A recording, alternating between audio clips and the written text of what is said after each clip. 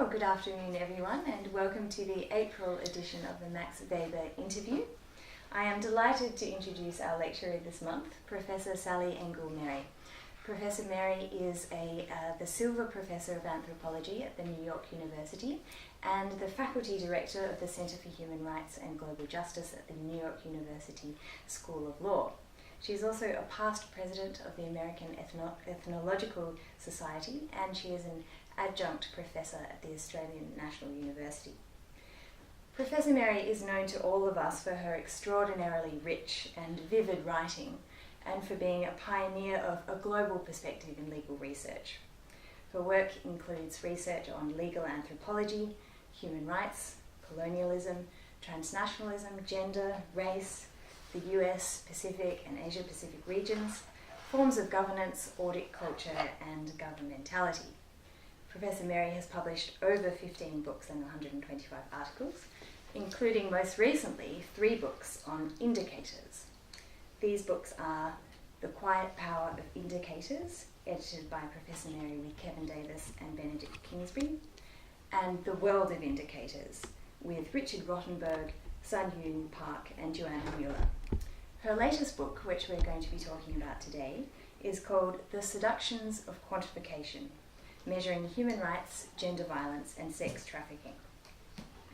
So, Professor Merry, I have a few questions for you, some about indicators and some which are more generally about the way you put the book together. So, let's make a start. Your book, Seductions, has one of the most alluring titles of all academic books on the market. That title naturally prompts my first question. What is so seductive about quantification? It is actually, I can give you a reason why I use the term seduction, but before I do that, I'll give you a little story about the cover of the book, which is that the initial proposal for a cover by the University of Chicago Press that published it was to have a stiletto shoe made out of red numbers. And the marketing department sent me this image and said, "We are so excited by this." And I said, "No way. Am I going to have this caricature of women's sexuality on the cover of the book?" So they relented and put on a map made out of red numbers. But the reason I chose the term seduction was actually because as I was studying quantification and numbers, what was clear to me is that there is a desire to believe in the validity of these numbers, even when people aren't sure they can really trust them. They aren't sure what they mean. They realize they're simplifications. And yet we live in a world that's so complicated and hard to know that if you want to decide, say, which university to go to in some part of the world, or which country has low rates of corruption to invest your business in, or even where to go as a tourist, these forms of quantification provide a happy guide, an easy guide to figure things out.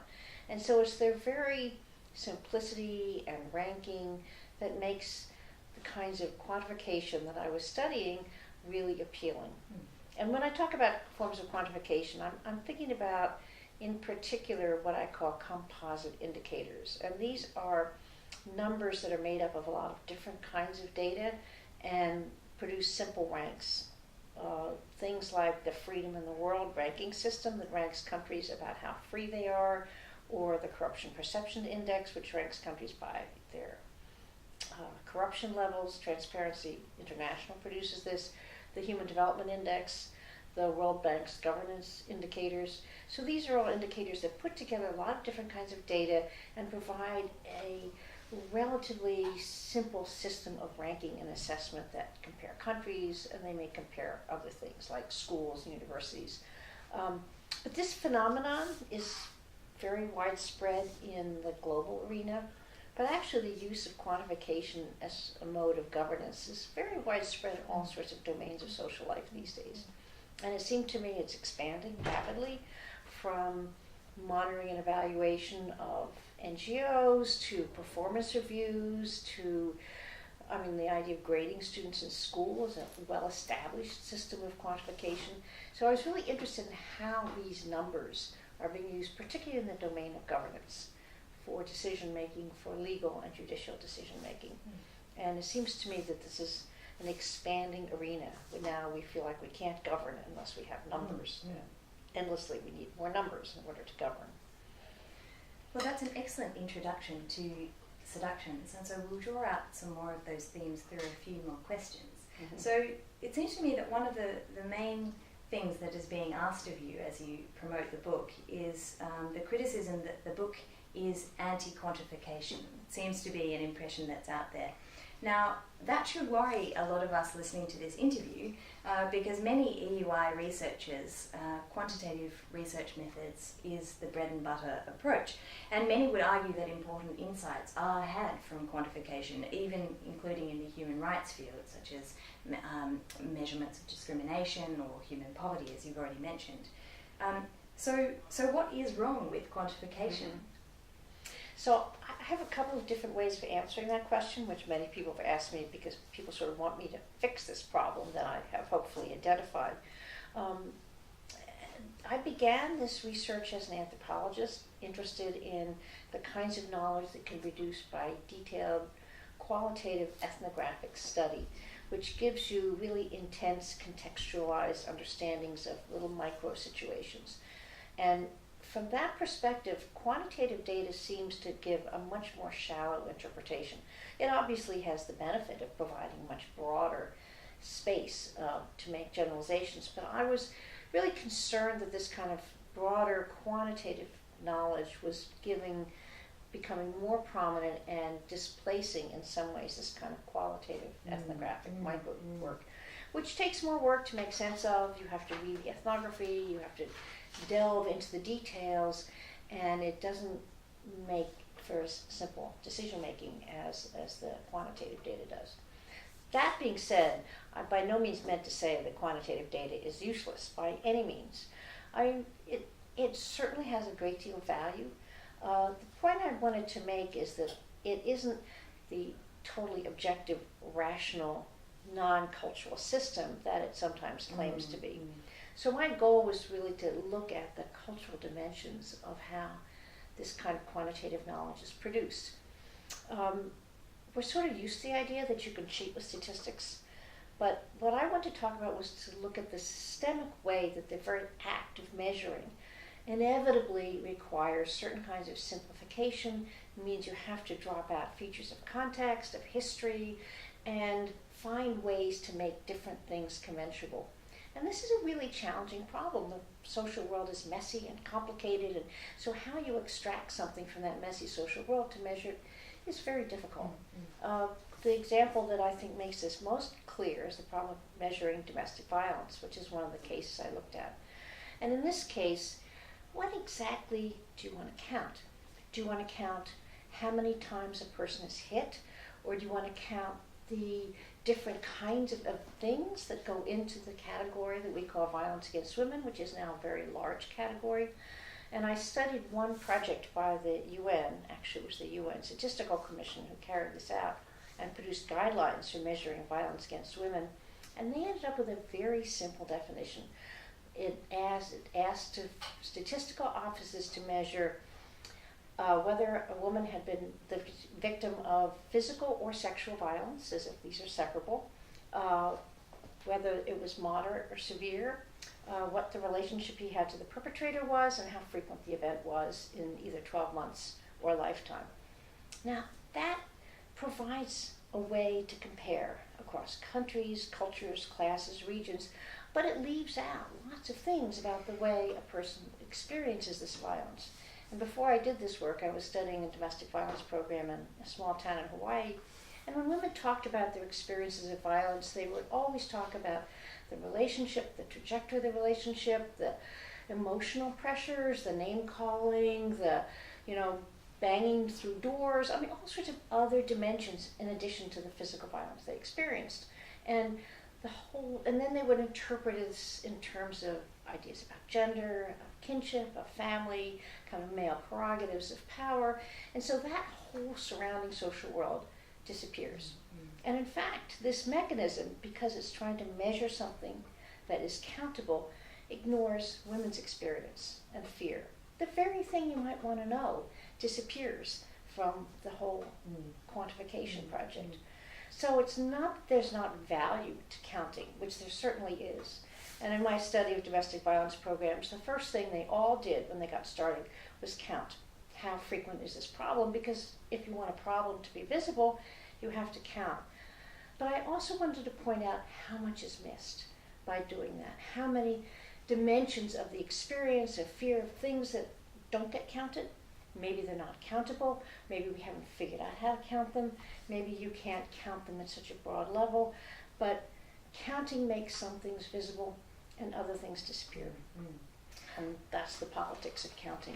Exactly. Really the issue I wanted to raise. Yes. So probably the two key themes in the books, in the book Seductions, is that indicators are political, and that indicators are a form of power. You talk about indicators as a technology of knowledge. And from my reading of the book, we're talking about, as you said, a power to include and exclude, a power to tell and to hide and even to disappear, a power to suppress and express. And all of these technologies are bound up in the process of aggregating data and disseminating the data. And that can have, as you said, very dangerous consequences. So you've told us a little bit about how certain stories don't become visible in the data or are excluded from the data. What I'm wondering is, what effects do we see in the real world after the indicators have been published? What sort of problems will they then lead to in social life, having these indicator data out there? Of course, the question of what the effect of the indicators are is what we all would like to know. And I don't mean to pull a social science on you, but it's very hard to know, because there are some indicators that have direct decision-making effects, whereas, performance ratings or maybe even school rankings affects where people go to school. But many of them have very indirect effects because they're knowledge production systems. So they shape the way we understand and know the world. So their effects are likely to be indirect and diffuse and long-term. But what they do is give you an idea of what the world is like.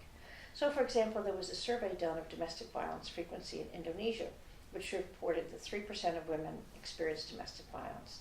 Now, which is probably an undercount given global figures, but given the complexity of measuring this, you can understand it. But that then is going to lead to political arguments, maybe policy people picking up this figure and saying, oh, we don't have a problem here. So you can see the kind of long-term policy effects of any particular kind of decision.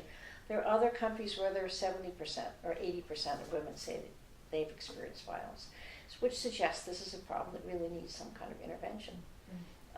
Now, the question that you probably are thinking is, do the statistics shape what politicians do? Or do politicians pick the statistics that reinforce what they already want to do? And there's some of both. So the statistics can actually move politics, but it can also just be the terrain within which politicians function. Well, so this sort of question somewhat follows on from that, and that is that I was thinking about how quantification involves obviously this production of knowledge, but in a particular way through surveying, counting, dividing up, and reproducing people's stories through numbers. So this sounds a lot like the commodification of people and their stories. So, and it obviously obscures some of the stories that we might have otherwise heard. So we've touched a little bit about the problems of that. So I wondered, is this indicator culture, or as you talk about in the book, or this culture of numbers, is this a current preoccupation of the phase that we're living in, or of the Human Rights Project? Is it a product of neoliberal economics and thinking? And if it is, what should we do about this? It's much bigger than the human rights movement. I just point to the development world, for example, where we have now just initiated a whole new project of doing global development through a set of sustainable development goals, which follows an earlier project.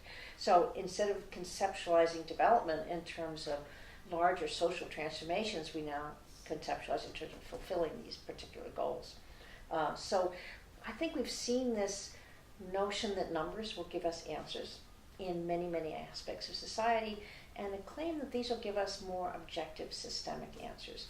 This is used in modes of control and management. It's fundamental to the way bureaucracies function. They rely on these kinds of numbers.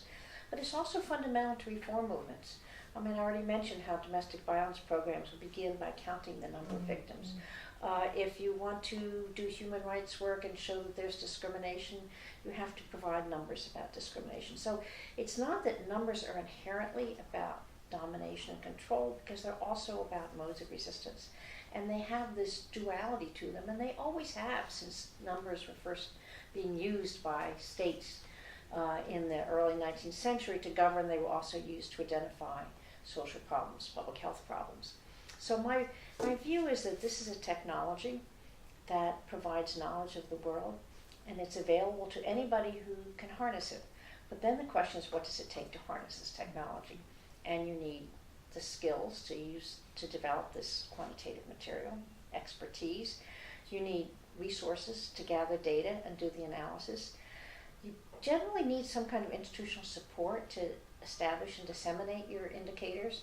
You need to provide information that sounds familiar to your consumers. So you can't really get very far if you say that the most democratic countries in the world are the Congo and the least democratic ones are the Nordic countries. People will just figure it's a bad indicator. So it has to kind of fit into some existing set of ideas. Now, these things are not equally available to everybody. So this is the inequality that I worry about. It's a mode of power which is unequally available. And from a global perspective, it's much more the global north that has access to these kinds of skills and resources and institutional supports than the global south. So there's that kind of inequality at the global level and also at the national level. It tends to be kind of an elite expertise that's generating these indicator mechanisms much more than before. Now that's fascinating, and because I know from having heard you speak about the book before that you have a lot of very insider experience in how indicators are actually produced, that knowledge production process as it works on the ground, and you've been inside for many years, many meetings in which decisions are actually made about which groups to count, what to call the category, who is included and who's not included. This is incredible to have seen that process actually unfolding. Is there any insight from that process that you'd like to furnish what you've just told us with? I developed two concepts based on looking at these processes. One of which I call expertise inertia, which means that if you've already done this kind of research before, either as a scholar or as a government official, and you can say, this is how we did it and it worked, you immediately have added credibility to the person who says, I think you should measure this, but I, of course, have never done it. And so there's a way in which these indicators and measurement systems in general develop over time. They gain credibility over time.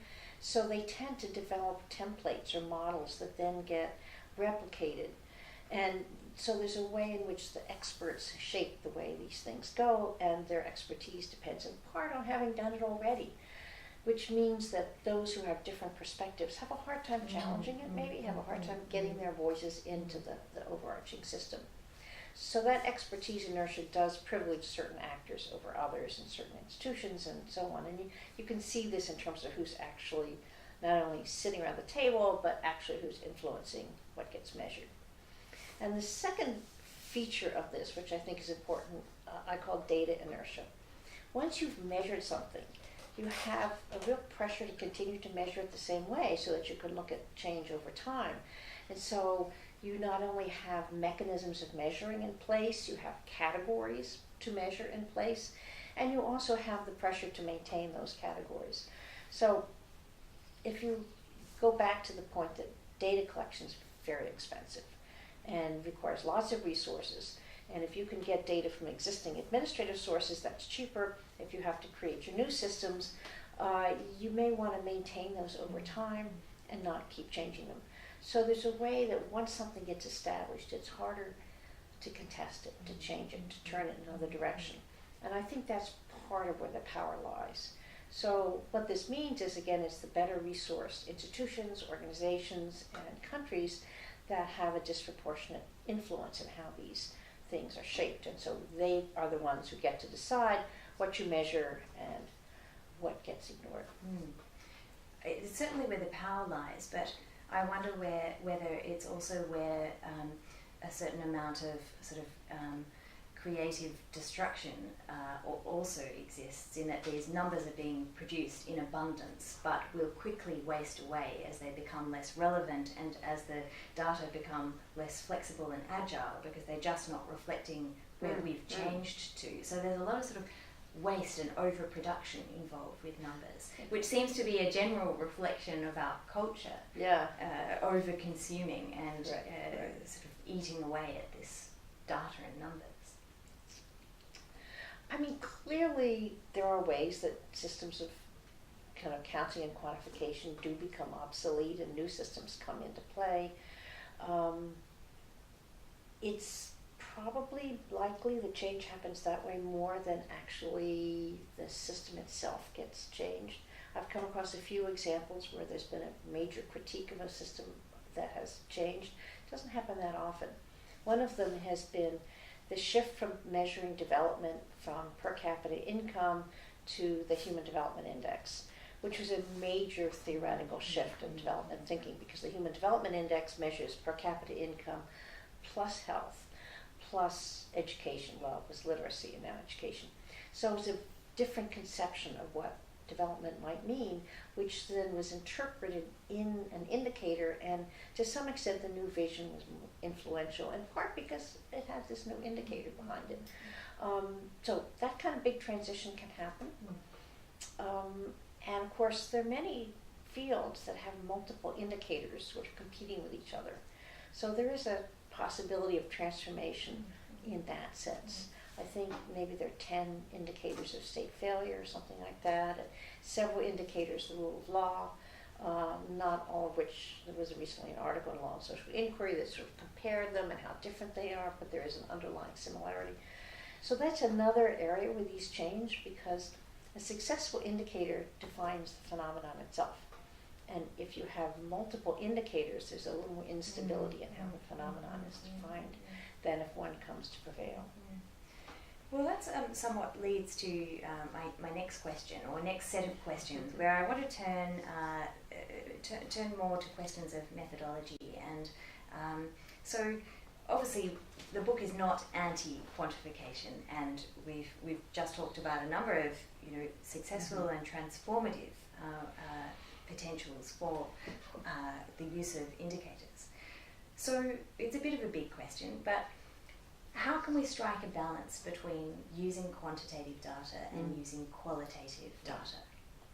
I mean, this is obviously the big question in terms of a normative question going forward, because we're not going to eliminate quantitative data, and there are many things that quantitative data can do that qualitative data can't. And qualitative data alone can also be misleading and destructive, right? You may get this story or that story, and of course now we live in a world of alternative facts, a whole new problem that was less on the table when I started this project, and has in some ways reframed what I think about this problem. I think one way to think about a more productive encounter would be to look at the way the quantified data is generated in the first place, and to have a greater input from the people who are being measured about what they think is important and how to measure it and what the relevant categories are, seems to me would be a good place to start. So that the example of violence against women, where you take studies that were developed in the US and the UK and you apply them to the world, is an example of not doing that. But if you would begin with more local understandings and build up from there, that would resolve some of these problems. Now, of course, it still doesn't resolve the problem of how do you make something global. And I think that is a somewhat unresolvable problem in terms of measurement.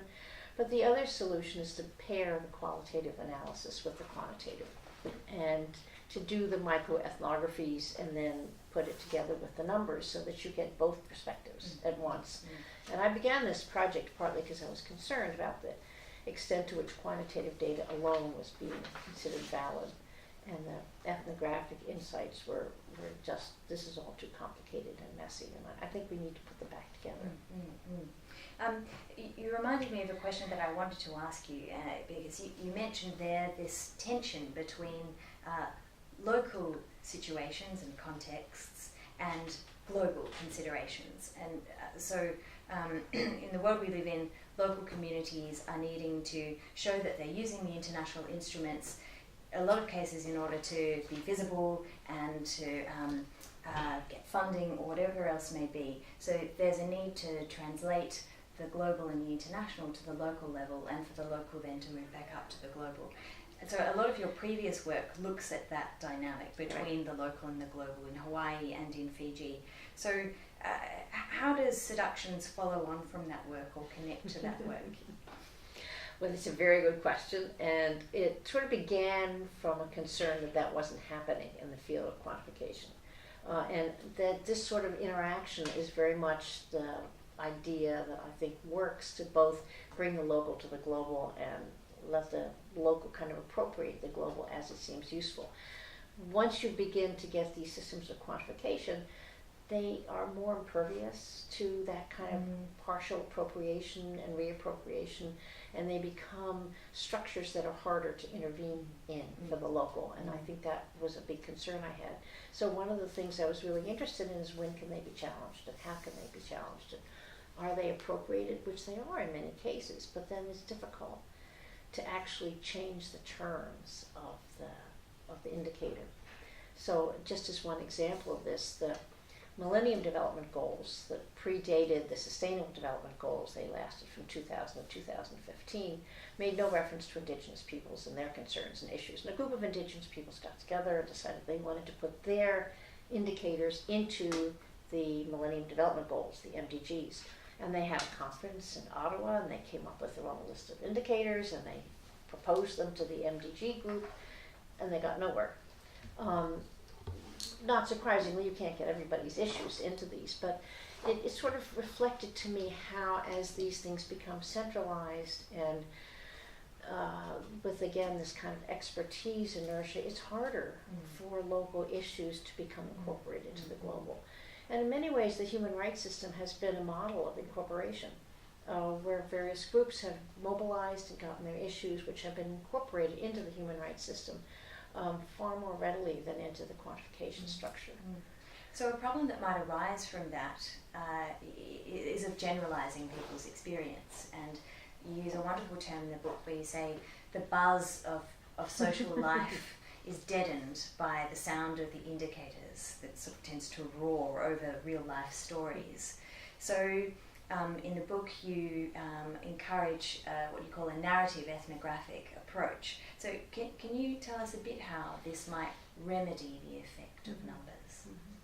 Again, I think that it's the juxtaposition that is probably the way to get through this, so that you have, both this percentage of women in society X has experiences of violence, and here are 5 stories about how it actually happens in different ways in different places, so that you put the 2 of them together.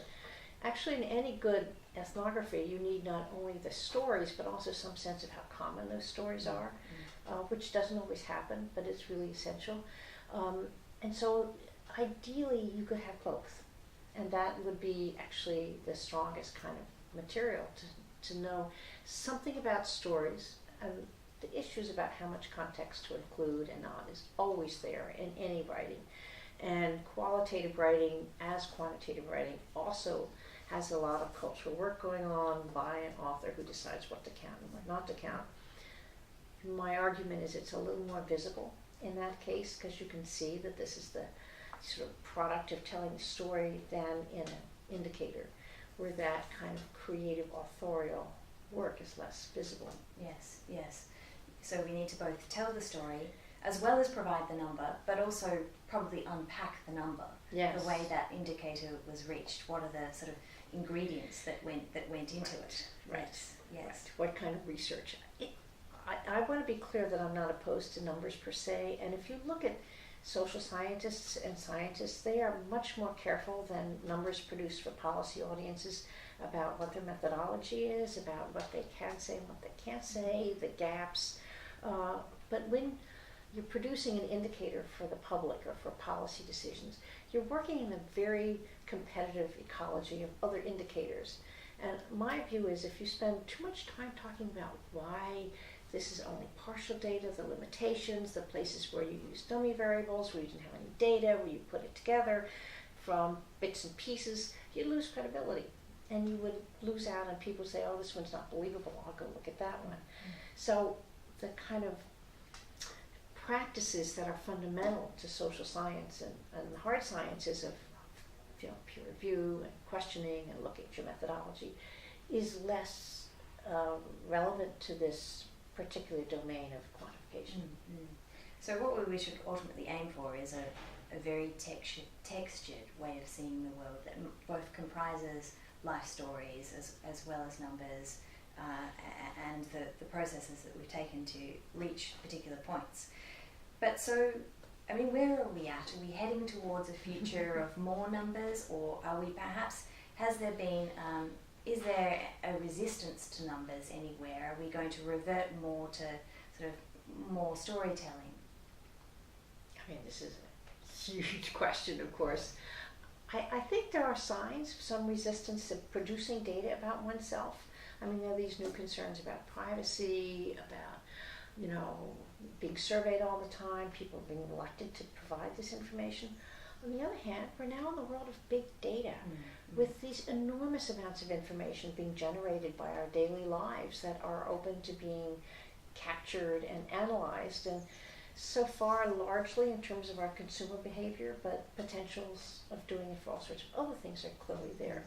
So this press towards quantification is definitely not going to go away, and it is really going to become, I think, the dominant way of thinking about human behavior. Yes. And I mean, there's a risk potentially that if we, our brains become so attuned to thinking through numbers or indicators that we might even lose the ability to conceptualize our lives through, narrative journeys even. But that's obviously quite topic. We could then go into why the death of the humanities and students aren't taking these courses anymore, they're not studying history. I mean, there may be linkages in there too that are worth worrying about. All right, well then I'll just ask a final question, and it's on a more personal note. Mm-hmm. So the book was 10 years in the making, and I noticed that it had a very special dedication. Can you tell us a little bit more about the genesis of the project? And where this fits into your own intellectual trajectory. I think the dedication you mean is to my sister. Yes. So this book actually kind of grew out of my human rights work. But I have an identical twin sister who was working for UNICEF, actually building indicators for early child development. She was a psychologist. And she actually introduced me to an early meeting where people were trying to figure out how to measure child development, and it really got me interested in this problem.